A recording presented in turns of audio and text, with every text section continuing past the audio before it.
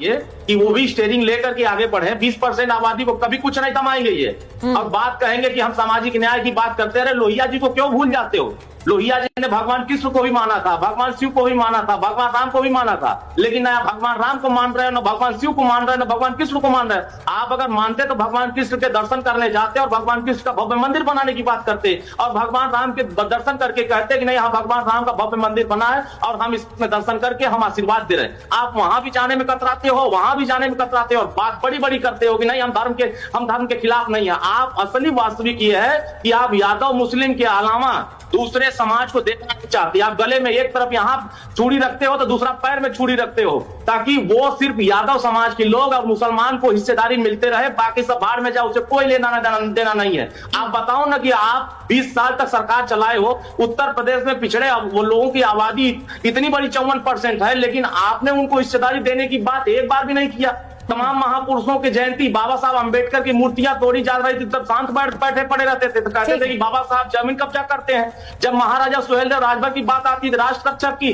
तब उस समय कहते थे कि इस पे हम जुबान नहीं खोल सकते हैं। तमाम पृथ्वीराज चौहान की जब बात आती है तो वहां जुबान नहीं खोलते हैं। आज पूरे उत्तर प्रदेश में समाजवादी पार्टी की वास्तविक जो फर्जी पीढ़ी है, इसकी सच्चाई ओपन हो गई है। 86 में 56 अकेले यादव बनेगा, दूसरी जाति के लोग नहीं दिखाई देंगे। बात पिछड़े दलित इन्होंने तो एक और बात बोली थी, एक मिनट मैं उस बात पे भी आ जाती हूँ एक बार। ऐसे डिबेट नहीं करता हूँ, मुझे मत इन लोग के साथ इनवाइट किया करिए, ऐसे कोई फायदा नहीं। आपका भी समय वेस्ट होगा और आपके दर्शकों का भी समय वेस्ट। मैं सहमत हूँ आपसे। एक बार राजभर साहब उन्हें जवाब देने दीजिए। सभी वर्गों को हिस्सेदारी दिला, भाई जवाब तो देने दीजिए उन्हें। मैं ये जान रही हूँ कि इस वक्त एक war Akhilesh Yadav versus OP Rajbhar भी हो रही है, क्योंकि राजभर साहब कह रहे हैं अखिलेश जी को सत्ता चाहिए, सत्ता का दरवाजा तो हमारे जरिए ही आएगा।